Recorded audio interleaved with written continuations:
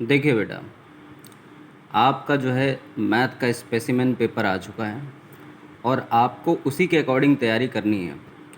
तो ये आप देख सकते हैं कि मैंने जो क्वेश्चन उठाया हुआ है वो आपके स्पेसिमेन पेपर का उठाया हुआ है। क्वेश्चन नंबर 16 है। कितने नंबर का क्वेश्चन आया था? 2 नंबर का क्वेश्चन आया था, एमसीक्यू फॉर्म में आया था। वैल्यू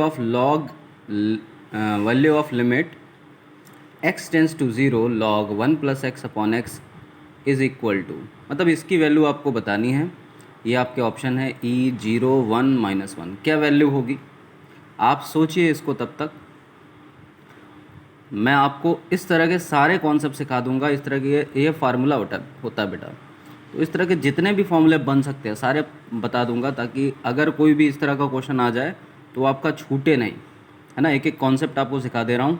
और ये कंटिन्यूटी वाले चैप्टर में, इनडिटर्मिनेट फॉर्म वाले चैप्टर में ये सभी चीज़ें बहुत यूज़ होंगी, है ना। और जैसे इस फार्मूले से डायरेक्ट इन्होंने एमसीक्यू बना दिया है, वैसे बहुत सारे फार्मूले हैं, मैं सबको बताऊंगा, बताने जा ही रहा हूँ। तब तक आप इसका आंसर सोचिए और उनसे देखिए। जैसे इस फार्मूले से उसने एमसीक्यू बनाया है, वैसे बहुत सारे फार्मूले मैं बता रहा हूँ, उनसे भी एमसीक्यू बन सकता है। तो मेरा मतलब ये है कि अब मैं डेली आपको तैयारी करवाऊँगा एमसीक्यू की। पहले पूरे कॉन्सेप्ट समझाऊँगा, उन्हीं से क्वेश्चन बनने हैं एमसीक्यू के, है ना। तो देखिए, आप इसका आंसर सोचिए, मैं तब तक आपको बाकी इंपॉर्टेंट चीज़ें समझाता हूँ। देखो भाई, एक फार्मूला होता है limit x tends to a x की पावर n माइनस a की power n upon x minus a बराबर क्या होता है n a की पावर n-1। अब इसी तरह का मैंने सवाल लिया है। ये देखो भाई, ये सवाल है तुम्हारा, है ना। तो 16 को क्या लिख सकते हो? 2 की पावर 4। तो बन गया ना x की पावर n माइनस a की power n upon x minus a। तो क्या फॉर्मूला होता है? n का मतलब होता है पावर। पावर कितनी लगी? 4। फिर उसके बाद लिखा a का मतलब x के बगल वाला, ये 2, है ना। फिर उसके बाद पावर में से एक कम करना है, मतलब 4 में से कम कर दीजिए। कितना हो गया? 2 की पावर 3। 2 की पावर 3 कितना होता है? 8। 8 4 कितना हो गया? 32, है ना। तो ये सवाल भी आ सकता है आपके पेपर में। उसमें कई सारे ऑप्शन होंगे, उस जैसे 30 हो गया, 31 हो गया, 32 हो गया, 33 हो गया। तो ये वाला ऑप्शन आप टिक कर देंगे, है ना। तो फार्मूले जो है आपको लर्न होने चाहिए अच्छे से, कायदे से। देखिए, अब आपको क्या करना है, समझ रहे हो ना बेटा। आप देखो, इसी मेथड का एक सवाल मैं आपको और बता रहा हूँ, ये वाला। x की पावर 15 माइनस 1 x की पावर 10 माइनस 1। तो बेटा इसको तो मैं डायरेक्ट कर सकता हूँ। अगर देखो, मेरे पास तो डायरेक्ट ट्रिक है इसको करने की। यहाँ x की पावर 15 लगी है और बगल में 1 लिखा है, समझ रहे हो ना। अगर बगल में 1 लिखा हो, ऊपर नीचे x की पावर लिखी हो, है ना, बगल में -1, यहाँ भी बगल में -1 लिखा हो, तो बेटा 15/10 कर दो, आंसर आ जाएगा तुम्हारा। कितना आ जाएगा? 3/2, है ना। अब ये कैसे आता है? तो कुछ स्मार्ट अप्रोच आपको रखनी पड़ेगी। पेपर आप कर रहे हो, ये आपको क्या कहते हैं, पेपर में भी बेनिफिट करेगी, टाइम बचाएगी, और आगे भी कॉम्पिटिटिव एग्ज़ाम के लिए जाओगे तो वहाँ भी आपको आगे ही रखेगी। ठीक है भाई, देखते हैं तरीका क्या है करने का। समझो पूरा डिटेल तरीका। देखो, मैंने तो अभी डायरेक्ट आपको आंसर बता दिया, है ना।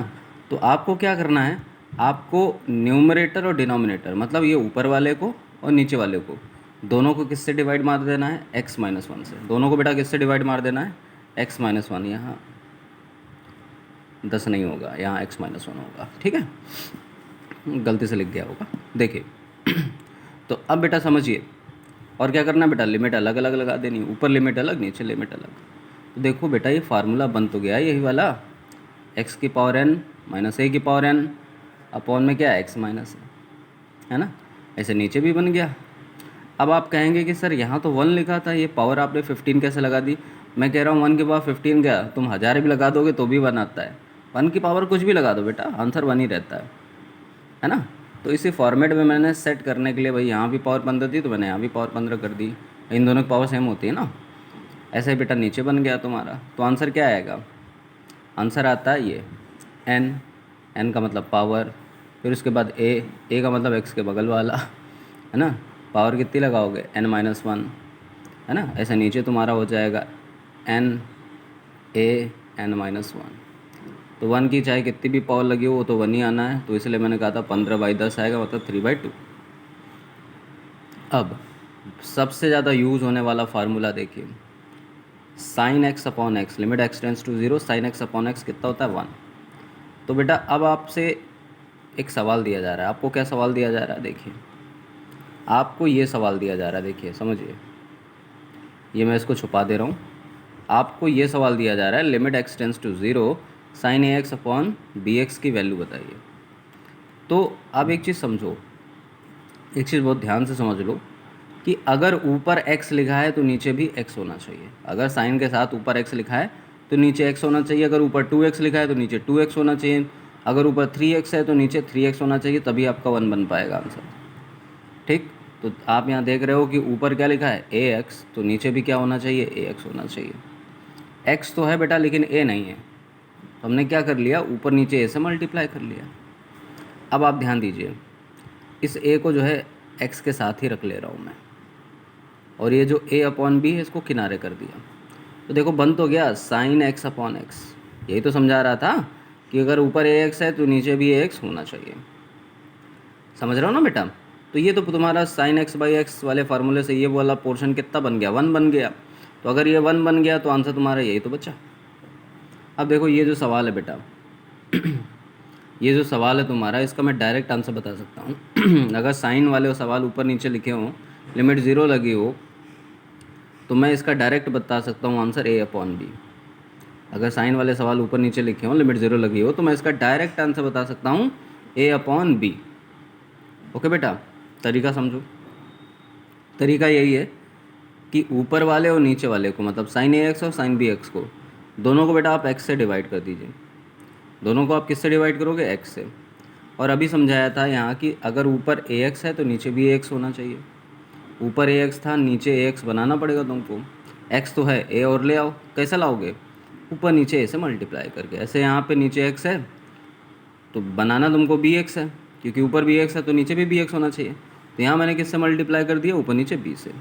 तो बेटा साइन एक्स बाई एक्स कितना हो गया 1, साइन एक्स बाई एक्स कितना हो गया 1, तो आंसर कितना तुम्हारा बचेगा, ए अपॉन बी। समझ रहे हो ना मेरी बात। समझते चलो।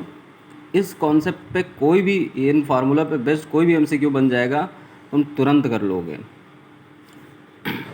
अब देखो बेटा, जैसे साइन का फार्मूला बताया था, साइन एक्स अपॉन एक्स 1 होता है, वैसे टेन एक्स अपॉन एक्स भी 1 होता है। ये भी फार्मूला है, ये भी फार्मूला है, ये सभी बेटा फार्मूले हैं आपके सभी। अब इन सभी, ये ऐसा नहीं कि मैंने बोल दिया सभी फार्मूले हैं तो आप इनको हल्के में ले लें और इनको याद ना करें। सभी इम्पोर्टेंट से इम्पोर्टेंट फार्मूले हैं। देखो कुछ सवाल भी करवा देते हैं, जैसे एक सवाल इस फार्मूले पे बेस मैं करवा रहा हूँ। अब ये है बेटा, इसकी वैल्यू बता सकते हैं आप क्या आएगी, e की power 5x minus 1 upon x. बता सकते हैं आप। देखो कैसे करना है, देखो e की पावर जो लगी है, अगर x लगी है तो नीचे भी x है। अगर e की पावर 2x लगी होती तो नीचे भी 2x होता। e की पावर 3x लगी है तो नीचे भी 3x होता। e की पावर 4x लगी है तो नीचे भी 4x होता। समझ गए। हालांकि मैं इसका आंसर डायरेक्ट देखते ही बता सकता हूँ। मैंने देखा x के बगल में 5 लिखा है तो आंसर मेरा 5 आएगा। डायरेक्ट बता सकता हूँ। 6 लिखा होगा तो 6 आएगा। देखो कैसे।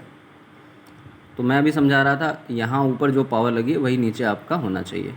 तो पावर ऊपर ये लगी है 5x, तो नीचे भी आपका 5x होना चाहिए। तो x तो है, 5 और लेके आ जाओ। तो क्या करोगे, ऊपर नीचे 5 से मल्टीप्लाई। तो e की, अब देखो ये तो फार्मूला बन गया, ये तो फार्मूला बन गया, तो ये तो पूरा 1 हो गया, क्या बचा 5। इसलिए मैंने बोला कि इसका आंसर डायरेक्ट होगा 5, है ना। तो आप डायरेक्ट आंसर करना देखें, क्योंकि MCQ है, उसमें कोई सॉल्व करके थोड़ी ना तुमको लिखना है, उसमें तुम्हें आंसर लिखना है। तुम्हें कॉन्सेप्ट पता होना चाहिए कैसे चीज़ें होती हैं, है ना। कॉन्सेप्ट तो पता होना चाहिए, डायरेक्ट भी थोड़ा सीखो, स्मार्ट बनो और आंसर डायरेक्ट निकालना सीखो। ये सब चीज़ें तुम्हें बहुत सारे कॉम्पिटिटिव एग्ज़ाम में भी हेल्प करेंगी और तुम्हारे बोर्ड एग्ज़ाम में तो बहुत ज़्यादा हेल्प करेंगी। जब बच्चा 5-6 मिनट बर्बाद कर रहा होगा तो तुम 1 ही मिनट में देखते ही आंसर निकाल लोगे।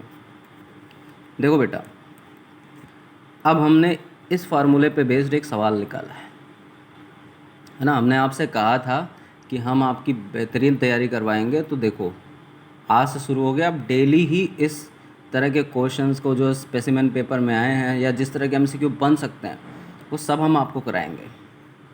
देखिए अब हम इस फार्मूले पे बेस्ड सवाल लेने जा रहे हैं, है ना। तो देखो a की power x minus one upon sine x, limit लगी x टेंस टू 0। क्या किया मैंने ऊपर और नीचे दोनों को, ऊपर वाले को और नीचे वाले को x से डिवाइड किया। देख रहे हैं आप, लिमिट अलग अलग लगा दी, आप भी लगा सकते हैं।